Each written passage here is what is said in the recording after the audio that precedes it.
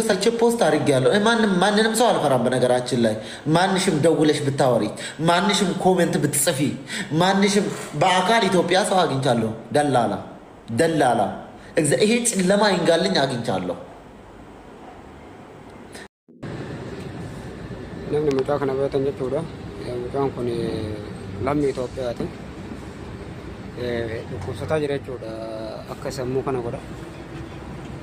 namni mucaa kana baratan Abu Dhabi jira Dubai jechuudha Dubai jira yeroo inni jiru ammaaf Mafraq jira nama asitti sagatan beeku garuu namni video kana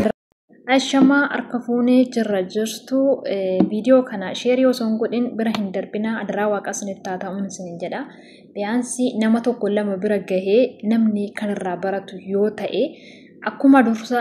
yaada baqqee dhaggeeffachaa turtan baqqeen saawuna darbe keessa biyya jira jechuudha baqqeen akkuma beekamu biyya Dubai keessatti tikeetti illee mura jechuudha wantoota gara biyya keessaa gara Dubaiitti gara biyyaasitti ta'u waan hundumaayyuu hubannoo qaba jechuudha gadaantee dallaalaa qaaman argee haasofsiisee jiraadha wanta inni jechaati jiru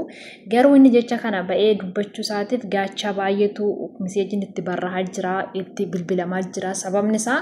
ijoolleen kun dhufanii akka barbaadan yaa ta'anii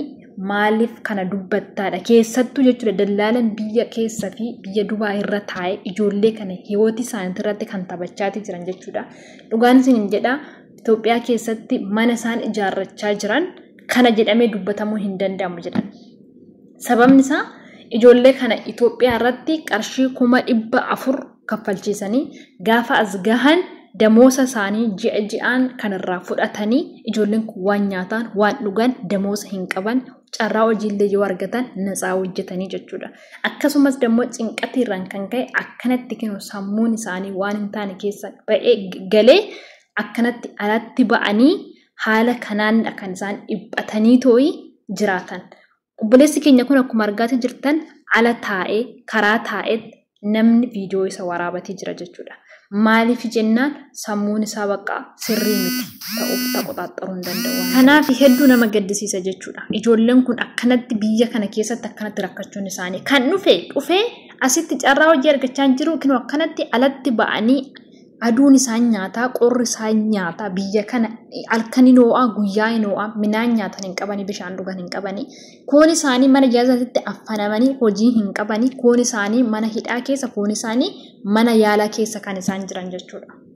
kanaafu warri biyya keessa jirtan warri amma prosesiirra jirtan biyyattii dhufuudhaaf kan jirtan biyyi Dubai mulu cufamtee jirti gaayis mee gurra banadhaa tooyi gurra keessanii hin dhagaa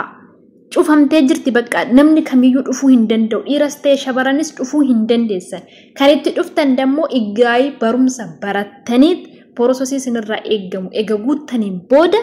inni sun dammoo eessatti ilaalamaa yeroo asii viizaa isinii ergame yookaan dammoo tikeettiin isinii murame gara biyyatti dhufuudha deemtan kan inni ilaalamu biyya Itoophiyaa keessatti